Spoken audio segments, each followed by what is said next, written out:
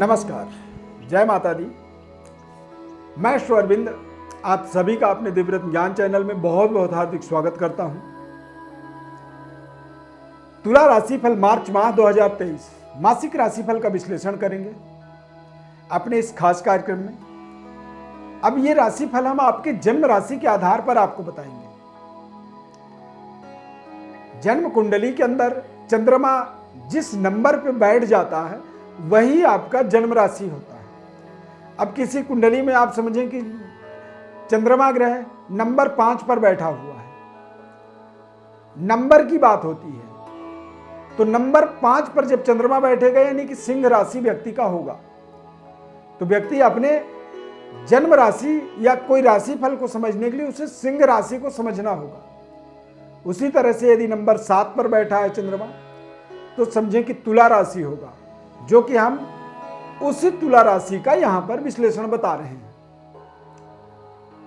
तुला राशि के जातकों के जीवन में शनि के ढैया का पिछला जो समय था वो एक तरह से लंबा समय यानी कि 2.5 वर्ष तक ढैया से वो प्रभावित थे।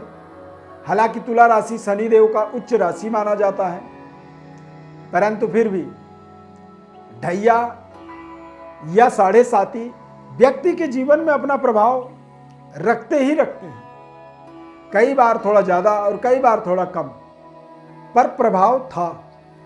तो तुला राशि वाले जातकों के लिए अब मार्च में किस तरह से बदला हुआ समय है, कितनी बड़ी डेवलपमेंट, तरक्की, उन्नति हो सकती है, गोचर ग्रह इस माह में किस तरह से आपको सहयोग करने वाले हैं और किस तरह से आप आगे इस पूरे महीने में बढ़ने वाले हैं, इसकी पूरी लेखा जोखा विस्तृत आपको विश्लेषण करेंगे, बताएंगे। चैनल में यदि आप पहली बार जुड़ रहे हैं तो चैनल को सब्सक्राइब कर लें। फेसबुक पेज पर देख रहे हैं तो पेज को लाइक करें।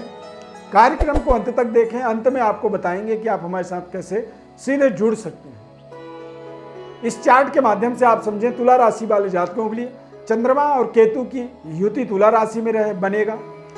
सूर्य बुध शनि का आपके 5वें भाव में कुंभ राशि में युति, 6ठे भाव के अंदर शुक्र और गुरु की युति बनने वाला है। राहु 7वें भाव में और मंगल 8वें भाव में। तुला राशि वाले जातकों के लिए यह समय राहु और मंगल ये दोनों ग्रह 7वें और 8वें में गोचर कर रहे हैं, तो निश्चित रूप से आपको थोड़े से अपने स्वास्थ्य का विशेष केयर करना होगा।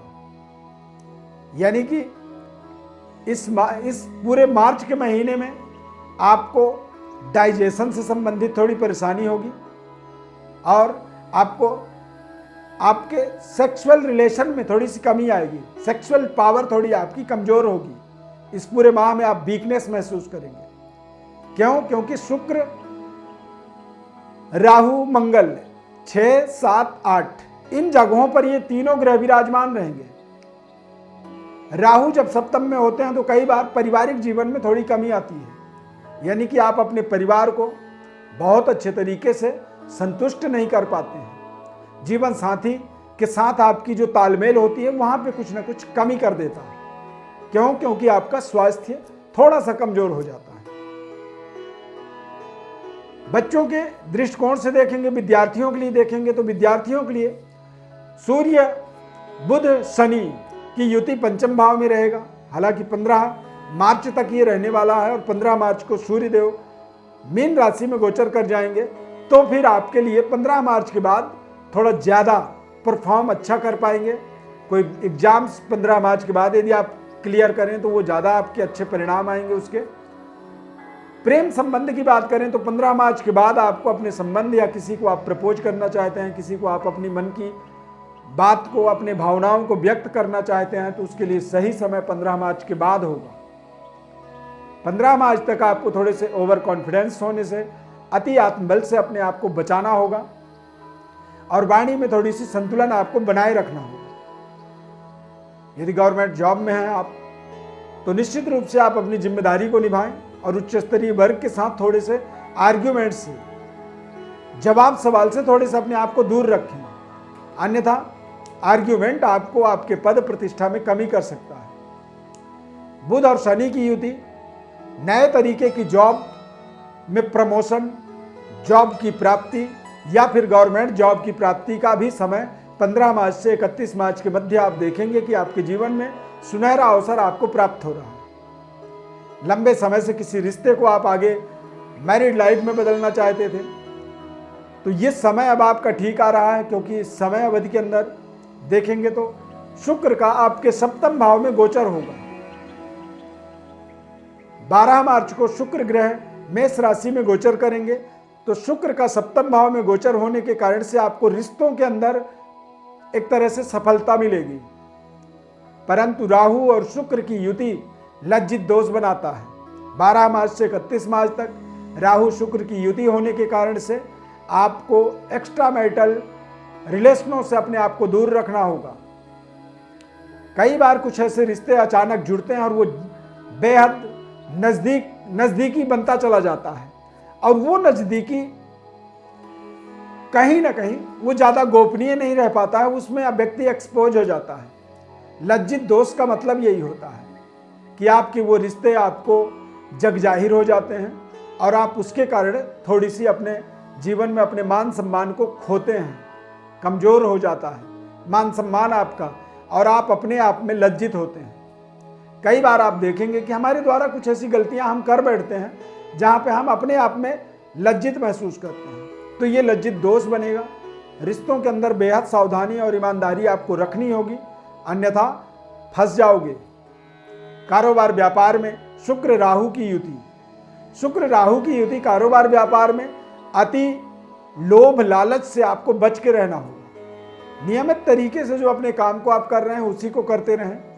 कोई बड़े प्रलोभन वाले प्रस्ताव लेकर के आपके सामने आए तो आप हाथ जोड़ लें कि भैया हमें ये प्रस्तावना आपकी मंजूर नहीं है, या फिर हम असमर्थ हैं, हम इस काम को नहीं कर पा रहे हैं। बिल्कुल लोभ लालच मन से दूर रखेंगे तो आप बचे रहेंगे और अपने कारोबार व्यापार को और बेहतर तरीके से आप आगे बढ़ा पाएंगे, क्योंकि शुक्र आपका कारोबार व्यापार का जो हाउस है, सप्तम भाव है, वहां पर वो विराजमान होंगे। इस माह में तुला राशि वाले जातकों के लिए जो स्वास्थ्य में कमी थी, 12 मार्च के बाद आप अपने स्वास्थ्य में देखेंगे कि सुधार होगा। यदि आपको ब्लड से संबंधित कोई इन्फेक्शन है, बीपी, शुगर जैसी समस्याएं हैं, तो आप देखेंगे कि अब वो धीरे धीरे आपका बेहतर हो रहा है। आप अपने तय समय पर कार्य कर पा रहे हैं और आप बेहतर महसूस कर रहे हैं। स्वास्थ्य आपका आपके अनुकूल हो रहा है और मन में उसमें आपको प्रसन्नता का बढ़ावा दिखेगा। नौकरी के अंदर आप बेहतर परफॉर्म करेंगे। हालांकि केतु और चंद्रमा की युति होने के कारण से थोड़ी सी मानसिक सेटिस्फेक्शन का भाव रहेगा। कई बार जो सैलरी आपको 8 घंटे की मिल रही है, उसी सैलरी में आपको 9 घंटे भी काम करवाया जाता है, जिसके कारण से व्यक्ति मानसिक रूप से थोड़ा सा टॉर्चर रहता है। तो थोड़ा मेहनत ज़्यादा आपको करना पड़ेगा, और यदि ऐसी अवस्था बनती है तो आप मेहनत कर लें। जब आप मेहनत करते हैं, पूरी अपनी समर्पणता दिखाते हैं, तो उसके परिणाम आपको अच्छे मिल जाते हैं। यानी कि यदि आप ज़्यादा मेहनत कर रहे हैं, ओवर परिश्रम कर रहे हैं, तो इसके परिणाम भी आपको कहीं ना कहीं बेहतर मिलने वाले हैं। इस बात का आपको पूरा ध्यान रखना होगा। समय आपके लिए बेहद अनुकूल रहेगा। पूरी मार्च का महीना, मार्च के महीने में सबसे बड़ी जो व्यवस्था है, आपका शनिदेव उदय होंगे। 12 मार्च के बाद पंचम भाव में शनिदेव उदय होंगे, तो ये आपको फैमिली प्लानिंग, संतान प्राप्ति और संतान की बड़ी सफलता से आपको कॉन्फिडेंट बनाएंगे। मन में एक बड़ी प्रसन्नता का एक सर्टिफिकेट दे देंगे। बच्चों के सफलता से माता पिता को अपार प्रसन्नता होती है। तो ये समय 12 मार्च से 31 मार्च तक आपके संतान के भाग्य का उदय, संतान की उन्नति और संतान प्राप्ति जैसी महत्वपूर्ण उपलब्धि आप अवश्य जोड़ पाएंगे। भाग्य के स्वामी बुध ग्रह 16 मार्च से 31 मार्च तक नीच राशि में गोचर करेंगे। तो नीच राशि में गोचर करने के कारण ही हमने कहा कि आप परिश्रम करें, मेहनत करें, क्योंकि भाग्येश निचले स्तर पे जाने वाले हैं। तो यदि निचले स्तर पर भाग्य का स्वामी जाएगा तो निश्चित रूप से भाग्य के बजाय आपको अपने पराक्रम, अपनी मेहनत, अपनी ताकत को हथियार बना करके ही आप अपने समय का सदुपयोग करेंगे। अपार सफलता की इस माह में संभावना बन रही है, लेकिन थोड़ी सी मेहनत और परिश्रम के बाद। प्रिय दर्शकों, ज्योतिष परामर्श चाहते हैं या फिर जन्म कुंडली का आप विश्लेषण चाहते हैं, कई बार आजकल आप देखेंगे कि बड़ी बड़ी फीस होती है आचार्यों की, ज्योतिषाचार्यों की। बिना फीस दिए वो बात नहीं करते हैं, और कई बार आपने फीस, मोटी फीस पे भी कर दी तो फिर आपको टाइम दी जाती है कि 2 मिनट बात करेंगे या 5 मिनट। तो 2 मिनट और 5 मिनट में देखिए, मुझे नहीं लगता है कि कोई अपने जीवन के महत्वपूर्ण पहलुओं को डिस्कस कर सकता है। हमारे यहाँ हम आपको निःशुल्क रूप से संपूर्ण विश्लेषण बताते हैं। इसका कारण यह है कि दिव्यरत्न संस्थान हमारा चैरिटेबल ट्रस्ट है और ट्रस्ट के तरह हम काम करते हैं। तो जब आप अपनी डिटेल देते हैं, आपको संपूर्ण विश्लेषण हम निःशुल्क रूप से बताते हैं। अब जब आपको विश्लेषण पता होगा, जब आपको अपने माइनस और प्लस पता होते हैं, तो फिर आप अपने जीवन में उन परिस्थितियों को बेहतर कर पाते हैं। उसके लिए हम उपाय भी बताते हैं, परंतु उसके लिए आपको हमारे चैनल को सब्सक्राइब करना होगा, बेल आइकॉन बटन को प्रेस करना होगा ताकि नए कार्यक्रमों का नोटिफिकेशन मिले। लगातार कार्यक्रम को देखते रहें। फेसबुक पेज पर देख रहे हैं तो पेज को लाइक करें और हमारे साथ अभी इसी वक्त आप जुड़ जाएं। इस खास कार्यक्रम में जुड़ने के लिए बहुत बहुत धन्यवाद। नए कार्यक्रम में फिर मिलेंगे, तब तक के लिए जय माता दी।